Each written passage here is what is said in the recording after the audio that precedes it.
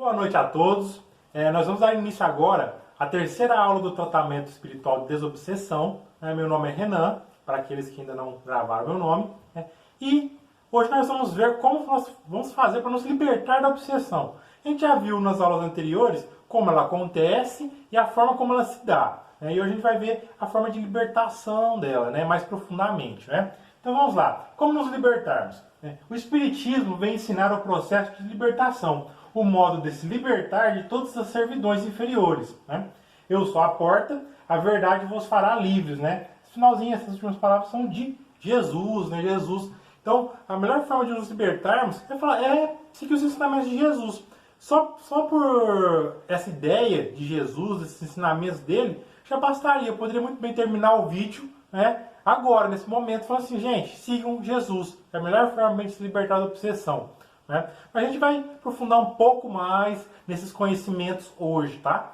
Então, quais são os meios de se combater a obsessão? Então, fortalecimento da alma.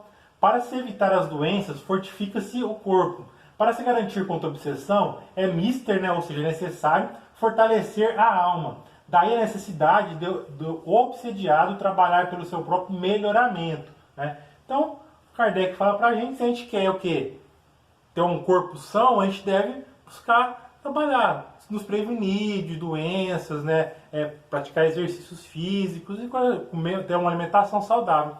A alma, o nosso espírito, da mesma forma. Se a gente quiser ter o fortalecimento da alma, do nosso espírito, nós temos que trabalhar o quê? De forma nosso pensamento, nossas atitudes, nossas ideias, para combater as nossas imperfeições. Dessa forma, fazendo com que o quê? Nossa alma se fortaleça. O hábito da prece. Em todos os casos de obsessão, a prece é o mais poderoso meio de que se dispõe para demover seus propósitos maléficos ou obsessor. Por que trabalhar o hábito da prece? A prece, eu costumo falar de vez em quando que a prece a gente tem que fazer de 8 a 8 horas ou sempre que necessário. Por quê? Porque através da prece, aquela prece sincera, que é feita de coração, se a gente faz para um obsessor, por exemplo, ou alguém que nos prejudica e tudo mais, a gente está falando de desobsessão, vamos falar do obsessor. Às vezes aquele obsessor que está atuando sobre nós, ele se acha de alguma forma injustiçado. Às vezes ele não despertou a consciência dele para algo de ruim que ele está fazendo para conosco aqui encarnado. Então, ao fazermos a prece de coração, nós vamos transmitir para esse obsessor pensamentos felizes, hábitos saudáveis, pensamentos saudáveis, de carinho, de amor. Então, naquele momento em que ele foi envolvido com aquelas energias positivas, vai ser um momento que às vezes ele vai conseguir o quê? Ter o despertar da consciência dele, vai ser um momento que ele vai baixar sua guarda em relação àquela situação toda e pode ser o momento que a espiritualidade vai agir para auxiliar ele, para resgatá-lo. Então a prece ela deve ser um hábito constante em todos nós para que a gente possa evitar obsessão e assim, a prevenção, para a gente poder prevenir que a obsessão ocorra. E mesmo depois que ela ocorre, para a gente usar ela como um tratamento. Autoeducação. Nossas mentes, como nossos corações, devem estar sempre ocupados com o que é puro e bom, de modo que não haja lugar para o que não é impuro e mal. Então, ou seja, a educação da alma, a autoeducação nossa, como eu falei aqui na questão do fortalecimento da alma. É nos educar, é mudar nossos hábitos, verificar, fazer a reforma íntima, que eu vou falar, acho que se não me engano, no próximo slide. Fazer essa reforma íntima, é mudar os nossos hábitos, mudar a forma como a gente vê o mundo. Isso é o principal e o primordial dentro da questão da autoeducação. É ver o mundo de uma forma diferente do que a gente via antes. Se eu via o mundo com pessimismo, eu vou começar a ver o mundo com otimismo. O homem e a sua vontade. Por sua vontade, pode sempre o homem sacudir o jugo dos espíritos imperfeitos? Se o constrangimento chegou ao ponto de paralisar a vontade, então a vontade de uma terceira pessoa pode substituí-la. Nós temos uma ferramenta poderosíssima que muitas vezes nós mal utilizamos, ou subutilizamos, que é a nossa própria força de vontade. Quando a gente pega ao longo da história humana, a gente vê que várias façanhas que foram feitos somente baseados aqui na vontade daquelas pessoas que praticaram. Então, essa ferramenta ela é muito poderosa. Porém, né, por sua vontade, pode sempre o homem sacudir o jugo dos espíritos imperfeitos. Se o constrangimento chegou ao ponto de paralisar a vontade, então a vontade de uma terceira pessoa pode substituí-la. Há casos de obsessão onde aquela dominação que o espírito faz é tão grande em relação àquela pessoa obsediada que ele perde a sua vontade, ele se torna uma marionete mesmo dos espíritos ali naquele momento, né? Então, nessa situação onde ele não tem ação, ele perde a sua condição de agir, ou ele pode muito bem o quê? A partir desse instante, com a vontade de uma terceira pessoa ali, auxiliá-lo na condução daquela desobsessão, né? Então daí que vem o tratamento espiritual intercessório, que às vezes alguns de vocês podem estar fazendo em prol de uma outra pessoa, porque você está usando a sua vontade para auxiliar aquela pessoa que está em dificuldade ali, né? E também temos que levar em conta a vontade o quê? Dos médiuns da casa, né? Dos espíritos benfeitores ali que vão estar auxiliando naquele tratamento espiritual, né? Então, isso tudo vai depender o quê? Da nossa própria vontade, do nosso próprio bem-querer em relação àquilo lá. É uma coisa que é importante, que a gente deve sempre analisar quando a gente vai tratar qualquer tipo de doença, a pergunta que a gente deve sempre fazer quando a gente vai tratar qualquer tipo de doença é a seguinte: o paciente quer ficar curado? O paciente quer ser curado? Eu como paciente, quero melhorar? Se a resposta for sim, for positiva, for sincera, então a vontade minha vai me auxiliar bastante. É lógico que, com a ajuda de outras pessoas, qualquer ato se torna mais fácil. Qualquer coisa que a gente for fazer se torna mais fácil. É daí que vem o tratamento espiritual, onde vamos ter a vontade tanto dos médiuns quanto dos espíritos benfeitores em auxiliar o paciente, que vai ter também a sua própria vontade em querer auxiliar ali, né? Como poderemos nos livrar da obsessão? E aí que eu estava falando, que eu tinha falado alguns slides atrás, que é a questão da reforma íntima, né? Antes de qualquer esforço externo, se há que dispor o paciente à renovação íntima, intransferível, ao esclarecimento, à educação espiritual, a fim de que se conscientizem-se das responsabilidades que lhes dizem respeito, dando início ao tratamento que melhor convém, partindo de dentro para fora, né? Então, ou seja, o que é a reforma íntima, né? Já dizia Santo Agostinho que toda vez antes dele dormir, ele sentava na sua cama e fazia uma reflexão de tudo que ele tinha, de todos os atos que ele fez ao longo daquele dia, desde o momento que ele acordou até aquele momento que ele está indo dormir, né? Tudo de positivo, de negativo, de bom, de ruim que ele tinha feito. E que ele imaginava o seguinte: o que eu posso melhorar para o dia seguinte e o que eu posso não fazer mais no dia seguinte. Isso é reforma íntima. Eu entender os meus erros, eu conhecer os meus erros, os meus defeitos, né? E valorizar minhas virtudes. Então, se eu cheguei no final do dia e pensei, nossa, eu fiz isso de errado, amanhã não vou repetir. Vou fazer diferente, vou fazer melhor, né? Hoje eu fui bom nisso, vou tentar melhorar isso mais ainda no dia seguinte. Isso é reforma íntima. É entender os nossos defeitos, é entender o que nos prejudica e fazer diferente. Mudar a forma de ver o mundo. Lembra que eu falei? Forma de ver o mundo? A ideia da reforma íntima basicamente é essa. É eu passar a enxergar, ver o mundo à minha volta, de uma outra perspectiva, de uma forma mais otimista, certo? Sem aquele pessimismo, sem aqueles pensamentos obscuros que às vezes nos atacam. É lógico, não é uma tarefa fácil, pelo menos no início, né? Mas ao longo do tempo, conforme a gente for exercitando, isso se torna fácil, né? É igual um exercício. Se eu sou uma pessoa sedentária e eu começo a caminhar, eu não vou conseguir correr 1 quilômetro logo de início, né? Eu vou ter que caminhar um pouco, correr mais um pouquinho. Semana que vem, na outra semana, quando eu já tiver, voltar um pouco melhor, e por aí vai, não é? Próximo slide. Então lá, outra coisa que vai nos auxiliar muito é o culto do Evangelho no lar. É a reunião da família em dia e hora certa para estudo do Evangelho e oração em conjunto. Quando o Evangelho penetra no lar, o coração abre mais facilmente a porta ao Mestre Divino, né? Quando uma família ora em casa, reunida nas blandícias do Evangelho, toda a família recebe o benefício da comunhão com o alto, né? Então aqui a gente vê esse exemplo aqui, né? Desse desenho, que é o que? A família fazendo o culto do Evangelho. E o que vai ser o culto do Evangelho? Vai ser um momento em que a família vai tirar para conversar conversas edificantes, uma reunião em família, né, para estudar o Evangelho. Entender o que Jesus trouxe para nós de passagens, de ensinamentos, de conhecimento, né, de conhecimento espiritual, né, e é um momento que a gente vai ter uma interação positiva em família. Porque às vezes nós vivemos hoje um mundo muito corrido, muito agitado, né? Então, às vezes a família não tem tempo de se reunir, né? Às vezes o pai chega em casa, o filho está na escola, tem que levar o menino, a esposa está fazendo uma outra atividade e tal. Quando se reúnem, às vezes fica cada um no seu canto, cada um no seu celular.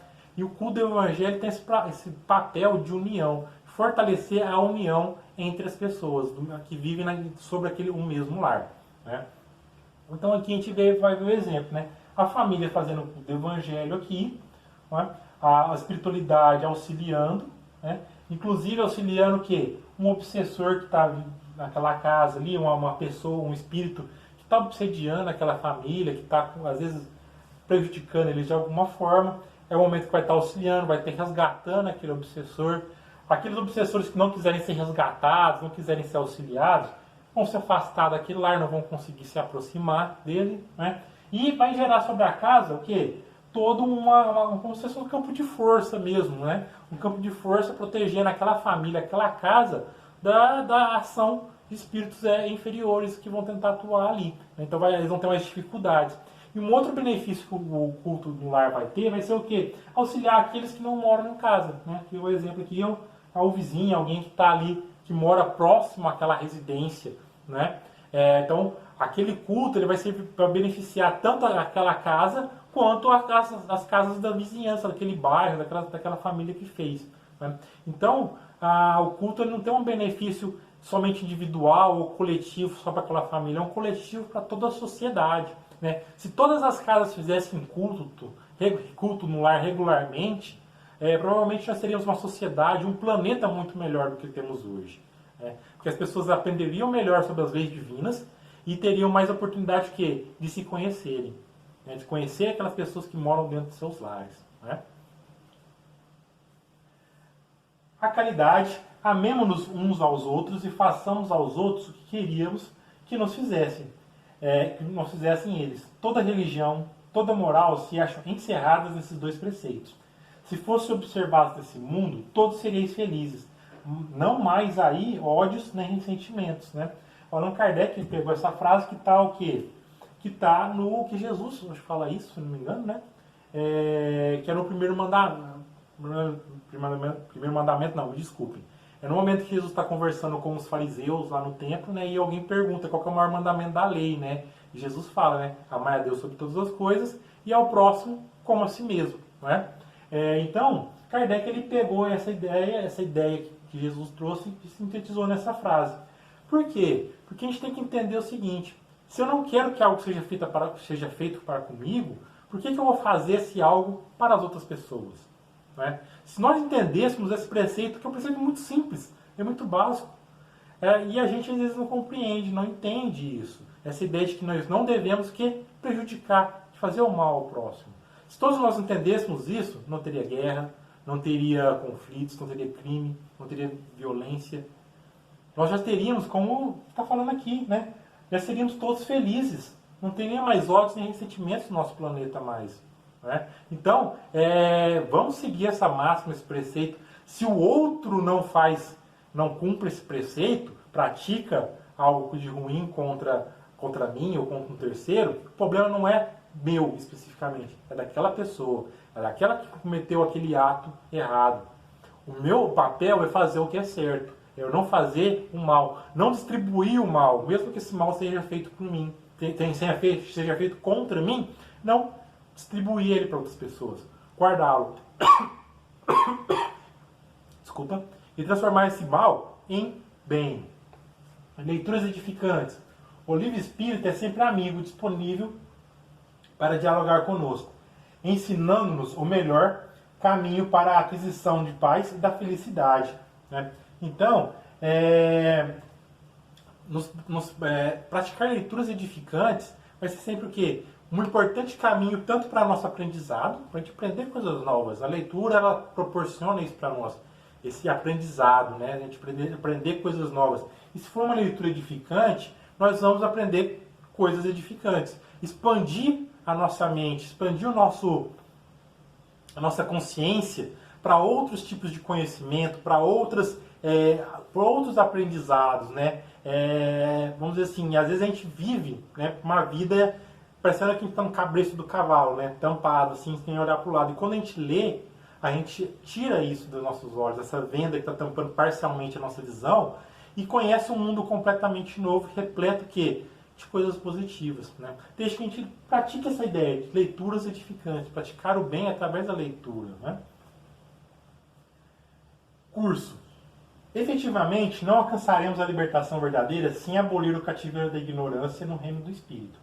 Quem aspira em tesourar os valores da própria emancipação íntima, à frente do universo e da vida, deve e precisa estudar. Então nunca vamos esquecer o que é de estudar. Podemos fazer esse estudo através das leituras edificantes? Sim, podemos, né? Só que às vezes, se eu não tenho um conhecimento mais avançado, às vezes, em uma determinada matéria, eu vou pegar um livro, vou ler, e ele vai ter às vezes algum princípio, alguma ideia que eu não vou entender muito bem. Vai surgir dúvidas a partir dali. E por isso que é importante o curso do Centro Espírita. Então, aqueles de vocês que estiverem fazendo tratamento espiritual, eu convido a procurar as casas espíritas e fazer o curso. Os cursos. Que cursos são esses, né? Em geral, são cursos que vamos aprender o Evangelho, né? Vão ser noções básicas da doutrina espírita. Vamos aprender a ideia, o que é as noções básicas, né? É o princípio, é como surgiu a doutrina espírita, como que funciona. Todas essas ideias que vocês viram nessas aulas, de forma bem mais aprofundada. Essas dúvidas que às vezes vão surgir numa leitura, alguma situação, vão ser sanadas nesses cursos, né? Vai ter a troca de interação, troca de ideias, troca de experiências, né? Então os cursos das casas espíritas vão ser importantíssimos para auxiliar a nossa reforma íntima, porque a gente vai aprender melhor, vai ter oportunidade de praticar, né, todos aqueles ensinamentos. Então é a oportunidade que a gente vai ter de nos melhorar mesmo, né? E a prece. Como a gente já falou, acho que todas as aulas a gente falou de prece, né? Que a oração, por conta a desdobrada na ação superior, representa a psicoterapia antiobsessiva mais relevante, que está ao alcance de toda e qualquer pessoa responsável de boa vontade. Então, para te praticar, fazer a prece, basta a gente ter boa vontade, pensamentos positivos. Isso vai ser muito útil, como eu falei. Eu não vou me estender mais falando da prece, porque eu já comentei ela tanto hoje mesmo, né, mais cedo, quanto em aulas anteriores, não é? E o que devemos fazer agora, né? Você, paciente do tratamento, nesse momento você você está terminando a terceira aula do curso, né, para aqueles que estão terminando. Para aqueles que não terminaram ainda, continuem, que vocês vão ver as próximas aulas. Provavelmente os seus instrutores vão indicar as próximas aulas para vocês assistirem, né? E aqueles que terminaram, na próxima segunda, após essa videoaula, vocês vão procurar o centro de vocês para retornar e fazer a triagem novamente, a avaliação.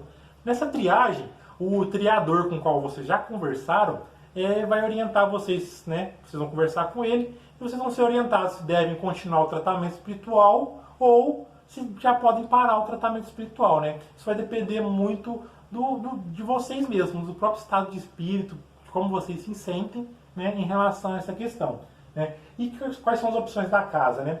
Eu acho que todas as casas participantes dessas videoaulas que nós estamos vendo aqui hoje, elas têm essas quatro questões aqui, né? São os cursos da doutrina espírita, né? Geralmente aos sábados, mas eu não vou falar certinho, porque eu não sei quais são as outras casas, se os cursos são nesses mesmos dias, né? Mas todas elas vão ter os cursos da doutrina espírita, a reunião pública, né? Campanha de Fraternidade Alta de Souza, que é uma campanha para estimular a prática da caridade tanto em nós quanto em outras pessoas, e os trabalhos assistenciais, que são feitos geralmente aos sábados ou aos domingos, né? Algumas casas fazem no sábado e domingo, algumas só no sábado, outras só no domingo, então depende muito de cada casa, né? Que são os trabalhos relacionados ao que? A evangelização, a sopra fraterna, distribuição de verduras, de cestas básicas, né? Entre outras atividades relacionadas ali, né? Então todas elas fazem essas atividades, então procurem, assim que possível, né, as casas espíritas para começarem esses cursos. Vocês não vão se arrepender, eu garanto para vocês. E para terminar, nós ficamos com Jesus, né? Aquele que encontrou Jesus já começou o processo de libertação interior e de desobsessão natural. Conquanto emparedado no casulo carnal, torna-se o espírito livre que pode flutuar além das vicissitudes em perfeita alegria ante a primavera eterna do mundo espiritual, de que já participa, na busca do sol do amor, que é o supremo governador da terra, nosso modelo e guia, Jesus. Assim brilhe diante dos homens a vossa luz. Então ficamos com essa mensagem aqui, né, de Jesus aqui, né, de Eurípides Balsanur, que também trouxe para a gente. Sigamos Jesus, sigamos seus ensinamentos, seu exemplo de vida aqui na Terra, porque se nós seguirmos eles, nós já vamos ter o quê? Nosso caminho garantido na trilha do bem, certo? Então, tenham uma boa noite a todos e muito obrigado e desculpem qualquer inconveniente.